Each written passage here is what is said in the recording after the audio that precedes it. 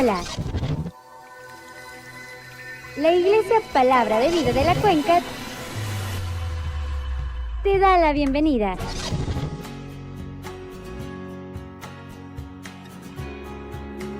Muchas gracias por estar aquí.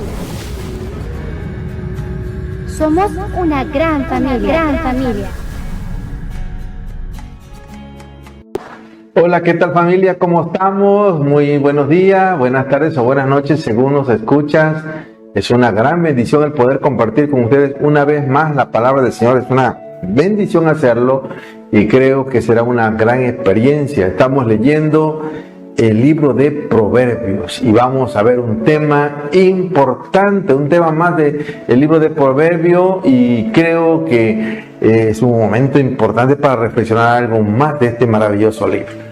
El tema de hoy es sabiduría en las parábolas. Como una sociedad se descompone o puede descomponerse de muchas maneras. Cuando un conjunto de factores la divorcian de sus valores universales, la ingresan en una crisis de autoestima y confianza que vulnera sus sueños y capacidades, que se activan en ella, y por decirlo así, el germen de la autodestrucción ha llegado.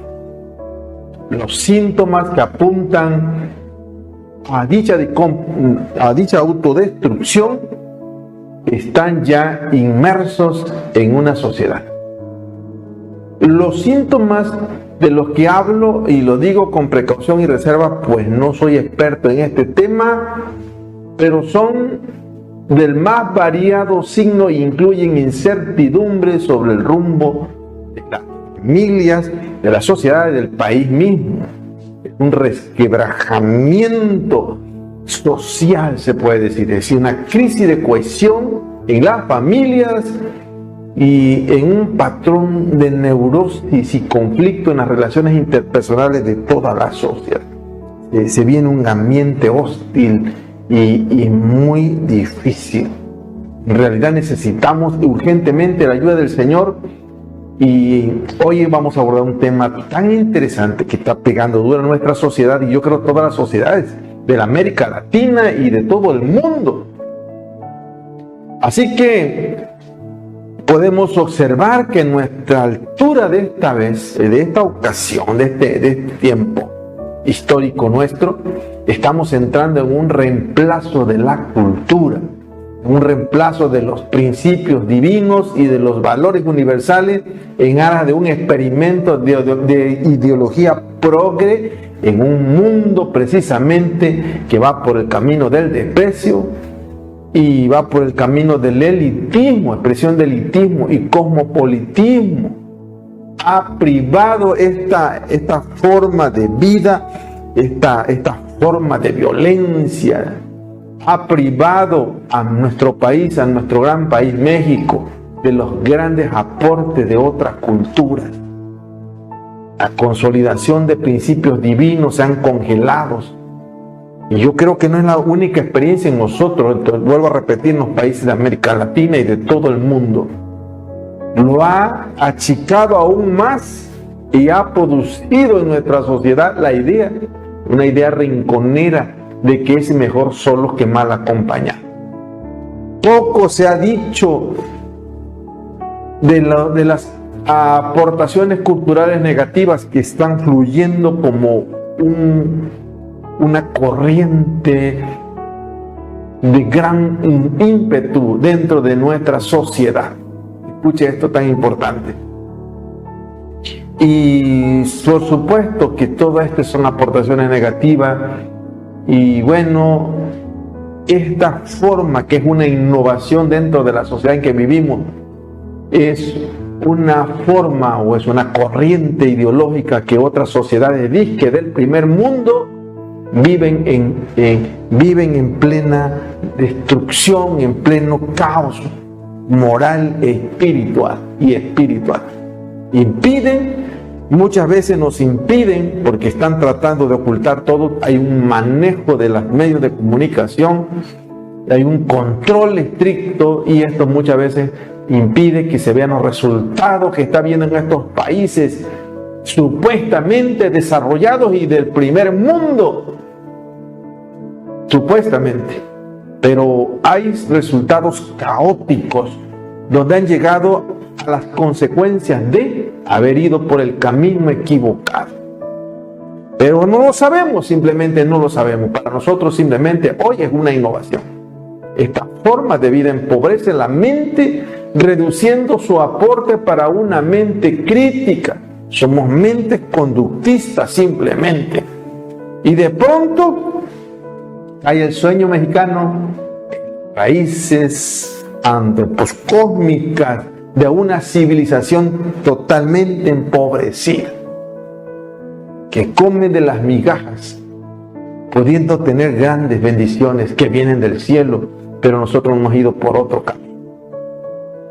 Cae una civilización empobrecida, una civilización fraudulenta, cae en manos de un crimen organizado fortalecido. Al mismo tiempo también se debilita la imagen que los mexicanos nos habíamos hecho de nosotros mismos. Se extraviamos de lo que realmente queremos ser o queríamos haber sido, sin saber lo que somos, dónde estamos ahora, cuál es el valor ahora que tenemos, qué ha pasado ahora. Es la clave principal de la descomposición actual. Todo lo que está pasando, todo lo que está entrando, todo lo que estamos permitiendo, no tan solamente que entre al país, sino que entre a nuestra sociedad y que entre a nuestras familias. Somos muy condescendientes, somos apapachadores de ciertas cosas que están llegando y las estamos permitiendo en el seno de la familia, sin saber que es una bomba de tiempo, que tarde o temprano va a detonar.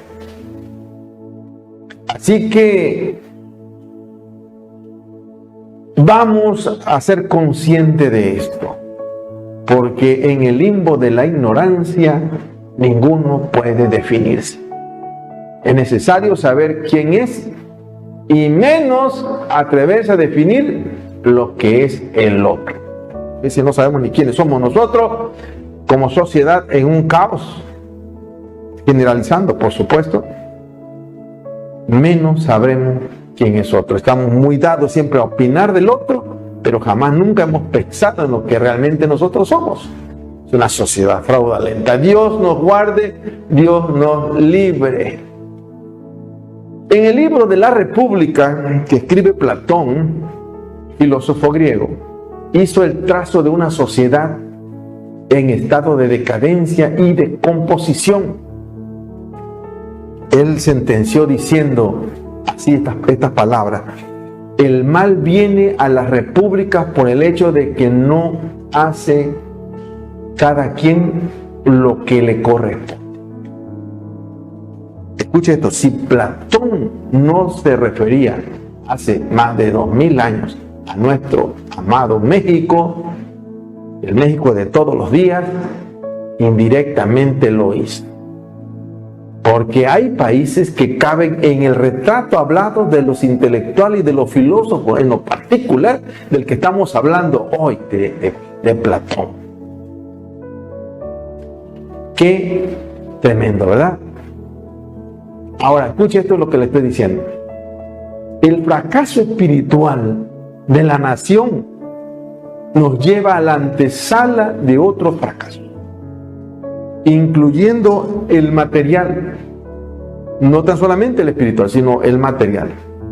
No saber quién es ni a dónde se va conduce a la parálisis del ánimo, a no saber qué hacer y a no saber acertar. Nos lleva a encontrar nuestro lugar en el mundo de forma equivocada. La falta de coordenadas y sentido de ubicación hacen que el individuo sea vulnerable, sea apagado, perdido en la marea de los acontecimientos, movido a la deriva según los caprichos del azar y de alguien sin asideros, sin control de sí mismo. Escuche esto.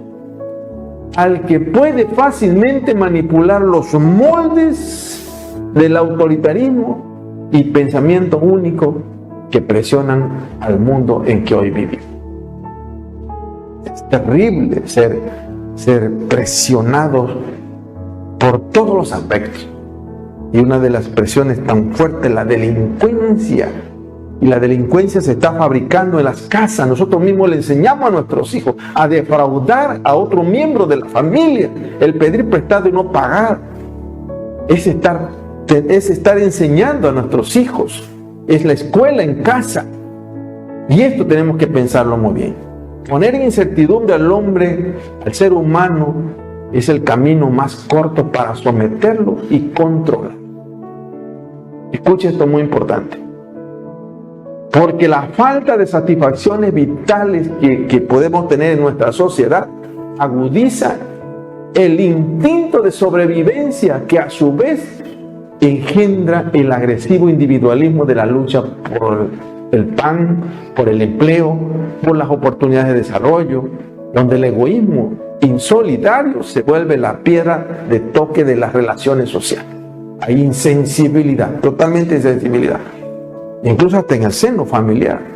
Hay alguien que te roba, que te pide prestado y no te da, y vive tan tranquilo, y si es posible, hasta te deja de hablar y logras tener una enemistad. Y tienes la enemistad, te niega a hablar, y también perdiste tu dinero. Tremendo, ¿no? Un egoísmo insolidario que se vuelve una piedra de toque. Escuche esto en las relaciones sociales, en las relaciones familiares. Y todo esto nos lleva a la jodidez monetaria. Escuche, y esto viene a ser como un motor de una nueva lucha de clases, y es como una comadrona de la historia que está dando a luz todos los días estos engendros. Hoy somos víctimas de esto. Somos víctimas del fraude, más fraude, más fraude, más fraude, interminablemente fraude. ¡Qué terrible! Es la falta de ancla en el mundo, el no saber qué hacer, donde radica el caos y la confusión social. Es allí donde vivimos. Y son el caos y la confusión para ti, para mi vida y para todos. El clima perfecto donde afloran el fraude y se producen con mayor fuerza los rasgos del individuo, la sociedad y el país donde vivimos, un país que no queremos ser. A estas alturas, viendo cómo avanza el fantasma de la descomposición social, a muy poco le queda duda de que las matanzas por ajustes de cuenta y las masacres por el control de plazas son una de las manifestaciones más evidentes de la descomposición de la que venimos hablando. Terrible, en todos los niveles, en la familia, en la política, en todos los niveles. Qué tristeza. El incremento y la proliferación de conductas delictivas, lo mismo que la elevación del consumo de drogas, psicotrópicos, barbitúricos y otras drogas, son indicios de un clima de descomposición social y de un alejamiento de la búsqueda de Dios. Y algo más importante, escuche esto que les voy a decir: el darwinismo biológico y social sobrevive, escucha, sobrevive. Vivimos ofuscados sin levantar la vista y analizar esto, que el darwinismo biológico y social sobrevive y se abre paso al más apto, el que muestra más resistencia y mayor capacidad de adaptación al entorno. No obstante, el riesgo latente de una sociedad como la nuestra consiste en que el darwinismo no sea solo biológico, sino económico, sino que también sea laboral, y la psicología social también está incluida en esta evolución del darwinismo actual, del darwinismo moderno, contemporáneo. Quiero que usted investigue sobre esto. Pues en sociedades en crisis de ajuste como la nuestra y muchas más de América, es donde más se opta por el instinto, por la astucia, la aptitud e inteligencia para sobrevivir, entre comillas. La descomposición puede ser el resultado actual de que alguien no sabe lo que hace. vive lejos de Dios, defraudando, o bien puede ser el producto programado de alguien que sabe perfecta y calculadamente lo que hace. Esa es su cultura, así quiere vivir. Bajo cualquiera de estos dos supuestos que he dicho, el que pierde eres tú, soy yo. Y es nuestro querido México, nuestros queridos países de la América hispana. Y aquí se acomoda muy sutilmente aquella pregunta que hace uno de los personajes de Juan Rulfo en la novela Pedro Páramo. Es enteramente y aplicable al México de hoy, cuando le dice la pregunta en la novela: ¿en qué país estamos, Agripina? La palabra del Señor es muy clara. Deuteronomio 25:16. Dice el Señor: porque quien practica el fraude y la estafa es abominable para el Señor tu Dios. En la Biblia hay muchas enseñanzas que traen como fin fortalecer y fundamentar los valores. Los encontramos aquí en forma de figuras de dicción.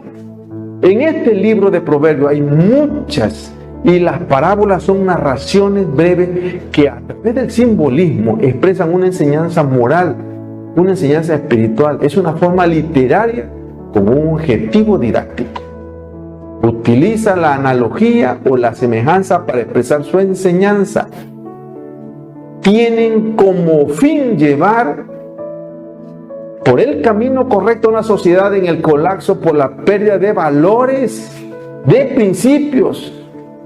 Esos principios, esos valores que enaltecieron a nuestras sociedades en tiempos pasados y que nos heredaron bases maravillosas para un mejor vivir, y que hoy se nos esfuman de la mano, solamente añoramos. Si preguntamos a alguien que se haya acercado a la lectura de los evangelios, qué es lo y le preguntamos qué es lo que más le ha impresionado, lo más probable es que se refiera al relato de la pasión del Señor. Pero si le preguntamos por lo más destacable de la predicación de Jesús, seguramente van a señalar las parábolas. La misma narrativa del Evangelio lo dice. Escuchen lo que dice el Evangelio: les enseñaba en parábola, es decir, con el poder de la sabiduría. Por poca formación que tenga el lector, se puede dar cuenta de inmediato que las parábolas no son narraciones del tipo de una fábula, un cuento para entretener, porque la parábola en la Biblia generalmente encierra un propósito aleccionador o instructivo, y claro, aquí hay sabiduría encriptada. La parábola permite transmitir un contenido con sencillez. En este sentido, su significado fundamental se percibe con facilidad por todas las personas, sin importar el lugar o la época. Pero a la vez las parábolas de Jesús incluyen detalles y aspectos que enriquecen el contenido, aunque no se perciben tan a primera vista. De hecho, en la misma predicación de Cristo, los escribas y fariseos, escuche esto, las entendieron con más profundidad. Y ellos entendieron mucho mayormente que la misma gente que oía del popular. Claro, esa parte del significado que se refería a sus personas, de ellos mismos, ya que era específicamente para ellos, y fácilmente la captaban y fácilmente la recibían. Qué tremendo, ¿verdad? Bien, vamos a enfocar el tema, y quiero decir lo siguiente: el creyente fiel debe tomar sabias decisiones y siempre debe mantenerse alejado de todo lo que pueda ser tóxico, tentador y sobre todo lejos de aquello que viven en la cultura de la maldad. Voy a repetirlo nuevamente: el creyente fiel debe tomar sabias decisiones y siempre, escuche, siempre debe mantenerse alejado de todo lo que pueda ser tóxico. Debe ser todo aquello que pueda ser tentador y sobre todo lejos de aquellos que viven en la cultura de la maldad. Bien, Vamos a la lectura bíblica. Estamos en Proverbios capítulo 6, versículo 1 al 19. Quiero que pongan mucha atención que dice este interesante pasaje de la Escritura. Capítulo 6. Hijo mío, si salieres fiador por tu amigo, si has empeñado tu palabra a un extraño, te has enlazado con las palabras de tu boca y has quedado preso en los dichos de tus labios. Haz esto ahora, hijo mío, y líbrate, ya que has caído en la mano de tu prójimo. Ve, humíllate y asegúrate de tu amigo. No des sueño a tus ojos, ni a tus párpados adormecimiento. Escápate como gacela de la mano del cazador, y como ave de la mano del que arma lazos. Ve a la hormiga, oh perezoso, mira sus caminos y sé sabio, la cual, no teniendo capitán, ni gobernador, ni señor, prepara en el verano su comida, y recoge en el tiempo de la siega su mantenimiento. Perezoso, ¿hasta cuándo has de dormir? ¿Cuándo te levantarás de tu sueño? Un poco de sueño, un poco de dormitar, y cruzar por un poco las manos para reposo. Así vendrá tu necesidad como caminante, y tu pobreza como hombre armado. El hombre malo, el hombre depravado, es el que anda en perversidad de boca, que guiña los ojos, que habla con los pies, que hace señas con los dedos. Perversidades hay en su corazón, anda pensando el mal en todo tiempo, siembra las discordias. Por tanto, su calamidad vendrá de repente, súbitamente será quebrantado, y no habrá remedio. 6 cosas aborrece Jehová, y aún 7 abomina su alma: los ojos altivos, la lengua mentirosa, las manos derramadoras de sangre inocente, el corazón que maquina pensamientos inicuos, los pies presurosos para correr al mal, el testigo falso que habla mentiras, y el que siembra discordia entre hermanos. Qué maravilloso tema. Me siento con la inspiración de continuar sobre el tema. Estamos reflexionando en el tema. Hay algo muy importante que aprender. Vamos con la primera aserción. Vamos a decir 3 aserciones como normalmente lo hacemos. Y vamos con la primera aserción espiritual. Jamás se te ocurra ser fiador. ¿Cómo dije? Perfecto. Jamás se te ocurra ser fiador. Miren, los principios de la vida doméstica, de la economía social y de la política, en la Biblia vamos a encontrar muchas sabias palabras que te van a hacer razonar, te van a hacer pensar sobre este tema. Y son cosas justas. Son cosas justas. Y entre todos los temas que encontramos en la Biblia, vamos a encontrar el ser fiador. Y la Biblia dice que el ser fiador es un mal que lamentar. Si eres fiador, como dice el dicho, situación triste para tu vida. Sin embargo, no siempre es un mal. Hay 2 cosas que analizar para que sea justificable. Primero, el caso debe ser meritorio para ser justificable. Y en el segundo punto de este mismo, para ser meritorio, es haber solvencia económica para cumplir con la obligación. Los que temen a Dios rara vez buscarán un fiador, rara vez. Y una persona inteligente rara vez asumirá esta responsabilidad. La fianza, que va como un mal que se planea, es muy fácil de contraer. Simplemente golpear la mano y pronunciar las palabras adecuadas y con estilo. Además, una palabra bastará, y esa palabra es sí. ¿Estás de acuerdo? Y al final de cuentas, como te lo plantearon muy bonito, muy hermoso, dice sí. Y esa palabra puede ser escrita o pronunciada con presencia de un testigo. La inverosimilitud pronto la extraerá de una naturaleza dócil y generosa de tu vida para pasar a ser tu cefalea por largo tiempo. La fianza es como un mal que debe ser removido enérgicamente. La palabra de Dios nos dice: líbrate a ti mismo. Hágalo con prontitud. Intente por todos los medios honestos recuperar tu tranquilidad nuevamente. Hazlo con súplica, dice la palabra. Y agrega, humíllate a ti mismo. No sirve de nada llevar una mano alta. Estás en su poder, no hay de otra. Humíllate. Hágalo con eficacia. Estás enjaulado en una ley de hierro. Tienes que liberarte honorablemente de alguna manera y ser libre.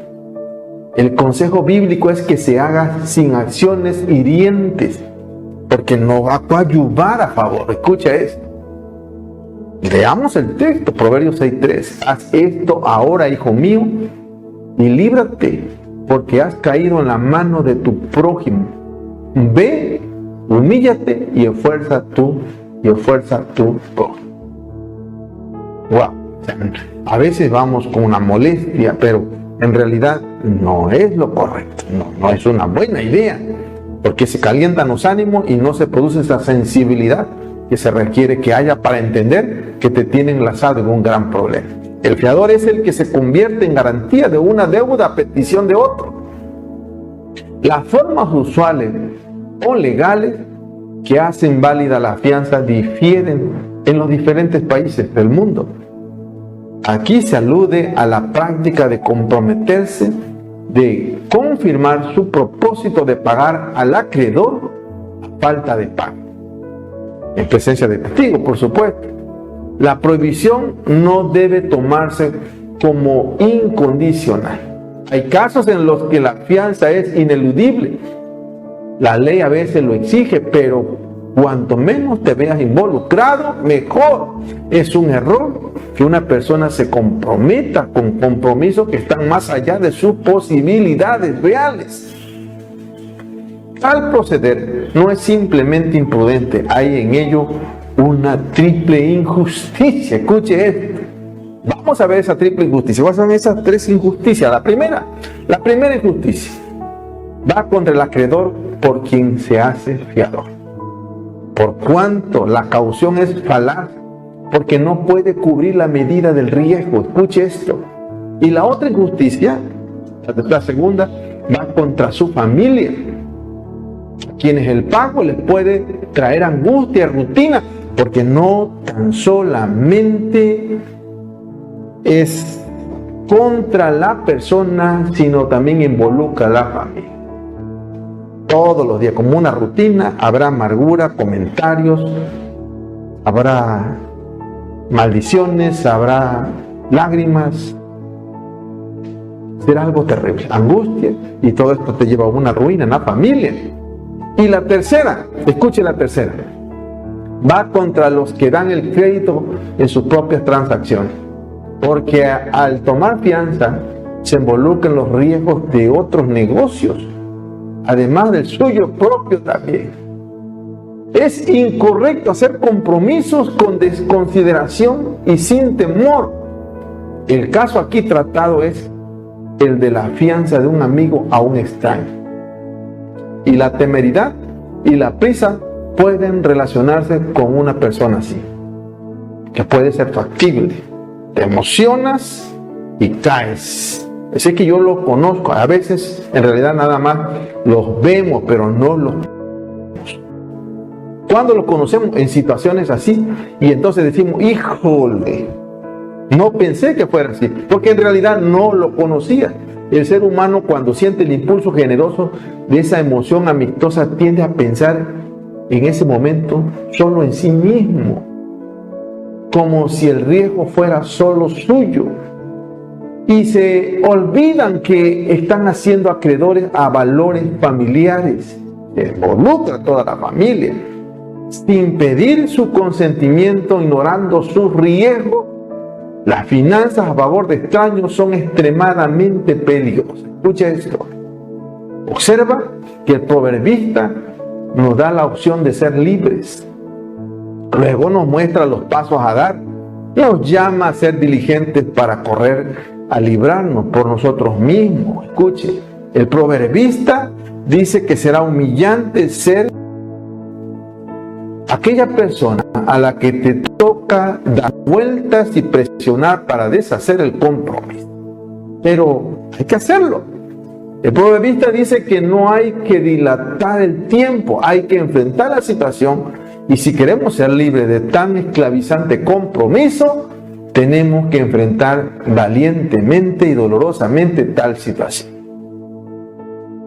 Ahora, vamos por los recursos espirituales. Ora a Dios que Él te dé sabiduría para seguir su consejo. Si en un momento dado no escuchaste el consejo de nadie, pues ahora hay que pedir al Señor que nos dé sabiduría para escuchar los consejos. Hay un dicho entre nosotros los mexicanos: nadie escarmienta con cabeza ajena. Otra palabra aquí que es muy especial que analicemos es líbrate. Salomón le aconsejó a su hijo que si se hacía responsable de la deuda de otra persona, debería hacer todo lo posible por liberarse lo más pronto posible. Y le dice: debes humillarte y suplicar que te liberen de la promesa. Agrega: humíllate, humíllate. Esta palabra humíllate viene de un significado profundo de la lengua hebrea, que quiere decir más o menos en esta idea, te la voy a decir así: ofrécete para ser pisoteado, tírate a sus pies. Esa es la connotación que hay. Como te hiciste siervo suyo, lleva el fruto de tu propia locura e implora humilde y fervientemente su paciencia y clemencia. Eso dice el texto. Y escápate como gacela de la mano del cazador. Y un pájaro haría cualquier cosa para escapar del cazador. Se trata de la urgencia para escapar de la responsabilidad de una deuda que has contraído. Es que hay tres palabras claves aquí. Y es, escucha bien, apréndelas. Líbrate, humíllate y escápate. Wow. Bien, vamos a la sección 2, y es: la pereza es sinónimo de pobreza. Como dije, la pereza es sinónimo de pobreza. En la expresión ve a la hormiga o perezoso se habla de sabiduría. Estamos hablando de un tema importante, del tema del perezoso. Esencialmente, el hombre o la mujer perezosa debería aprender de la hormiga, un insecto proverbial para el trabajo duro. El libro de Proverbios habla mucho sobre el valor del trabajo duro, por muy buenas razones. Es la diferencia entre el éxito y el fracaso, entre los posibles decepcionados o cumplidos. A menudo se da en un trabajo duro.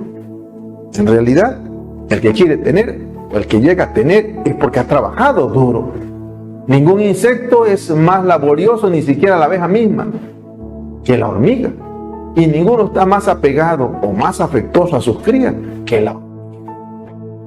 Cristo Jesús nos enseña en la escuela de la enseñanza sobre las aves del cielo. Él dice: los lirios del campo, las aves del cielo. Y nos está enseñando aquí la dependencia de la providencia divina. Léelo, Mateo capítulo 6, versículo 25 hasta el versículo 29.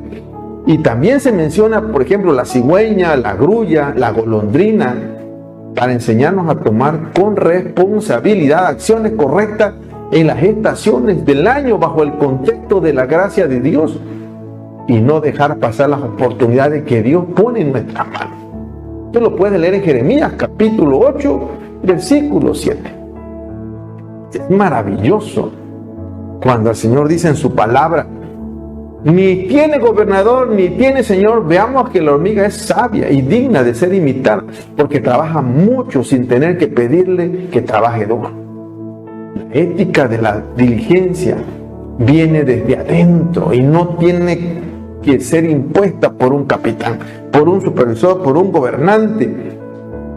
Aristóteles, uno de los filósofos antiguos de la Grecia antigua, también afirmaba que las hormigas trabajaban sin gobernantes quien las dirigiera.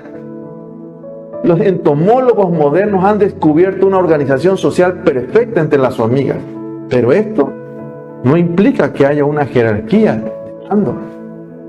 Las hormigas son un ejemplo gigante, un ejemplo que aprender.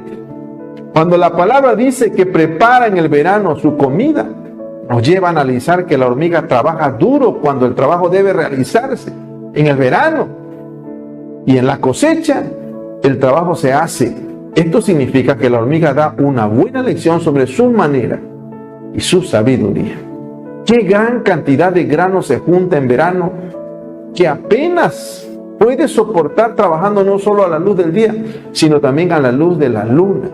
Qué montones tan grandes carga ella. Qué importante es ver cómo saca su tienda en un día soleado para que no se pudra con la humedad. ¡Qué tremendo!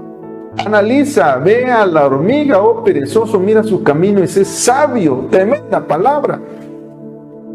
Así que la escritura sigue diciendo, oye perezoso, ¿hasta cuándo has de dormir? Así que aquí se pide al holgazán que explique sus caminos. La idea es, ¿quieres dormir? ¿Cuánto tiempo? Hay vida para dormir y trabajo por hacer. El perezoso aquí es la audiencia explícita a este mensaje. Pero las audiencias implícitas son el hijo y el crédulo que se abordan en este libro de Proverbios. Eso lo podemos leer, Proverbios capítulo 1, versículo 4 y versículo 5, donde ellos están siendo advertidos contra la pereza a través del castigo. Así que la pregunta obligada para ti y para mí, ¿cuándo te levantarás de tu sueño? Obviamente, cada persona necesita dormir. El consejo aquí de Salomón no es que nunca debemos dormir, sino que no deberíamos dormir excesivamente. Palabra clave aquí, ¿hasta cuándo has de dormir? ¿Cuándo te vas a levantar de tu sueño? Y sigue diciendo la escritura, un poco de sueño, un poco de dormitar. Salomón se está imaginando al perezoso haciendo esto y afirmó que solo necesitaba dormir un poco, pero en realidad necesitaba trabajar más. El sueño es la característica definitoria del perezoso. Léelo en Proverbios capítulo 20, versículo 13. Para él, el amor al sueño es escapismo puro. Una negativa a enfrentar el mundo. Puedes leerlo en Proverbios capítulo 26, versículo 14. Va en contraste con el dulce sueño de la persona que trabaja. En Proverbios capítulo 4, versículo 23 y Eclesiastés capítulo 5, versículo 2. El sueño narcótico del perezoso siempre anhela dormir más y más y más y más para escapar del dolor de la vida. Puedes leerlo en Proverbios capítulo 19, versículo 15. Dice la palabra, así vendrá tu necesidad como caminante. El hombre perezoso encontrará que la pobreza y la necesidad se van a apoderar de él rápidamente. Y el perezoso le gusta postergar y pensar que las cosas siempre se pueden hacer más tarde. El trabajador puede mirar para más tarde, pero en el caso del perezoso lo ve como la acción, una acción rutinaria, y va como un vagabundo que cuando llegue verá su extrema pobreza. No importa por las circunstancias, por la desgracia, sino por la consecuencia de su pobreza. Por eso dice la escritura, llegará tu pobreza como hombre armado. Al menos 14 proverbios en la escritura relacionan la ociosidad explícita o implícitamente con la pobreza, que tienen que ver con el final amargo del perezoso. Y eso lo podemos analizar aquí en el libro de Proverbios. Por ejemplo, el versículo del capítulo 20, versículo 13, capítulo 24, versículo 33, versículo 34. No son las riquezas de las que carece una persona perezosa, sino carecerá de comida. Será su necesidad en la vida. Léalo también. Proverbios capítulo 19, versículo 15, capítulo 20, versículo 13 y 23, versículo 20. Analiza la expresión como hombre armado. ¿Qué quiere decir? Que viene con furia irresistible y que tú no vas a estar preparado para oponerte. Qué tremendo. El versículo del capítulo 6, versículo 11. Y te asaltará la pobreza como un bandido y la escasez como un hombre armado. Vamos a la sección 3, los hechos que destruyen a una sociedad. Como dije, los hechos que destruyen a una sociedad.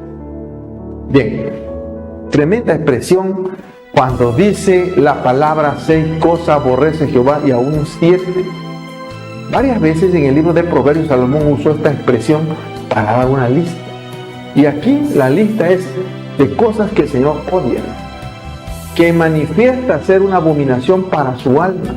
Los 6 y además 7 de la declaración que apertura tiene su explicación en la descripción. Es decir, cuando habla de las 7, la última tiene que ver la relación de las 6 anteriores. 6 se declaran primero y el 7º es el resultado, a saber, que siembra la discordia entre hermanos. El sonido sibilante, inceante, resuena en todo el libro, especialmente en este versículo. 7 abomina su alma. Veamos que se enumeraron estos 7 pecados de la siguiente manera. Primero, los ojos altivos. Segundo, la lengua mentirosa. Tercero, las manos que derraman sangre inocente. Cuarto, un corazón que maquina pensamientos inicuos. Quinto, pies presurosos para correr al mal. Sexto, el testigo falso que habla mentira. Y el final, el que siembra discordia entre los hermanos. La mayoría de estos pecados están relacionados con algo que hacemos o a través de nuestro cuerpo. Se relacionan con nuestro cuerpo. Ahora, los ojos altivos, la lengua miente, etc. Volvemos a recordar que Pablo, el apóstol Pablo, escribe en Romanos acerca de presentar las partes de nuestros cuerpos a Dios a la obra de justicia, que no sean instrumentos para el pecado. Y eso lo podemos leer en Romanos capítulo 6, versículo 13. De ahí el desafío que los órganos de nuestro cuerpo, los miembros de nuestro cuerpo, no sean instrumentos de maldad. Así que es tan importante que veamos que esta colección de 7 pecados también se centran en cómo tratamos a los demás. Debemos honrar a Dios, adorarlo en espíritu y en verdad. Sin embargo, a Dios también le preocupa cómo tratamos a los demás. Cada uno de estos son pecados graves contra otros. Y el que siembra discordia entre hermanos, escuche, esto se presenta como el resultado de los 6 anteriores o el peor entre ellos. Y es una de las más altas entre las cosas que Dios odia y considera como una abominación. Séptimo, el que desata conflictos. En el versículo 14. Es impresionante cómo lleva la lista de forma fría a su conclusión. Se describe a este como el que perturba la paz de una familia, de una comunidad espiritual o de un pueblo. Todos los que mediante mentiras y tergiversaciones van directo para aquellos que se esfuerzan por hacer que las mentes de los hombres se vean afectadas por escuchar comentarios negativos y comentarios rebeldes hacia los hermanos. Ninguno ama a los que hacen maldad. Sin embargo, a veces somos capaces de pensar en este pecado como algo que hay que tolerar. Mientras se nos dice aquí que hay aversión divina por ello, podemos considerarlo como una certeza incondicional que ningún hombre en cuyo corazón puede prevalecer el temor de Jehová puede dejarse que gobierne en su corazón alguna de estas 7 cosas, y también que pueda sembrar la discordia entre los hermanos. Un estallido fulminante de hechos caerá sobre aquellos que, confundiendo el prejuicio con los principios, causan divisiones para sus propios fines egoístas. Lea Romanos capítulo 16, versículo 17 y versículo 18. Bien, quiero ordenar las ideas y digo lo siguiente. Para vivir una vida que busque la sabiduría de Dios, debemos evitar todo aquello que el Eterno aborrece, como la pereza, la necedad, el fraude, la violencia, ya que Dios detesta eso. Debemos permanecer despiertos, orando, pidiendo sabiduría en todo para no convertirnos en una herramienta de gran mal sin darnos cuenta. Quiero repetirlo nuevamente. Para vivir una vida que busque la sabiduría de Dios, debemos evitar todo aquello que el Eterno aborrece, como la pereza, la necedad, el fraude, la violencia. Debemos permanecer despiertos, orando, pidiendo la sabidoría en todo para no convertirnos en una herramienta de gran mal sin darnos. Bien, hemos concluido. Dios te bendiga, pero continuamos.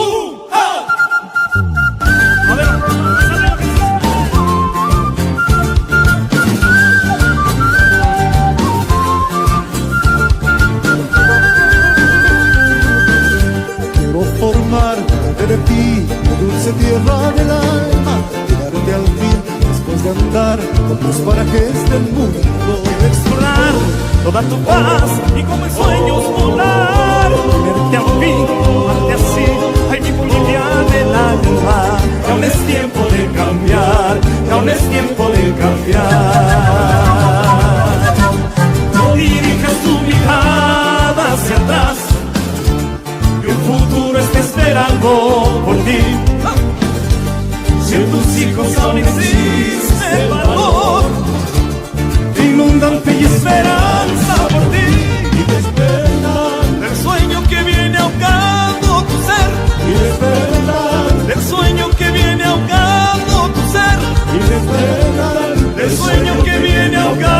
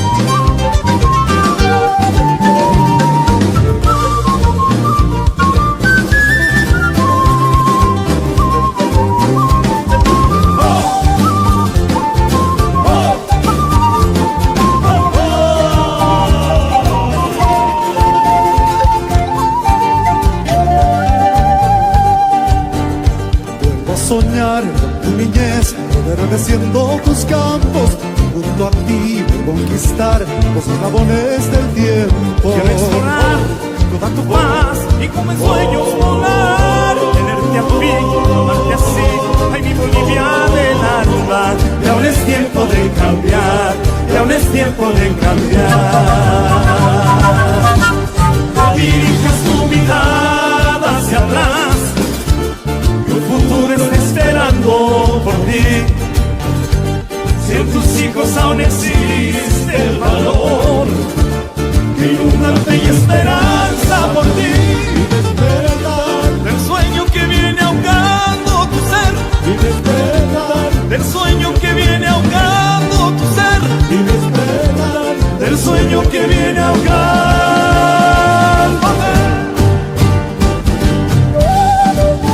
Saltando tú.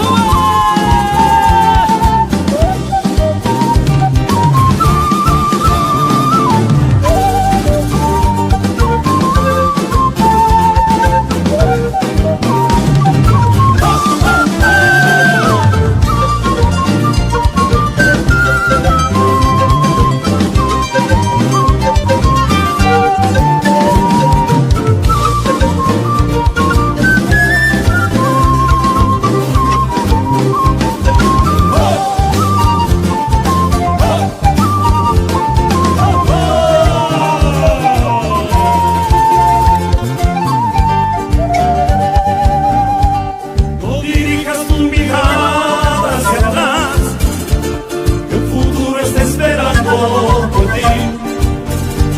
Si en tus hijos aún existe el valor, que inunda fe y esperanza por ti. y despertar Del sueño que viene ahogando despertar del sueño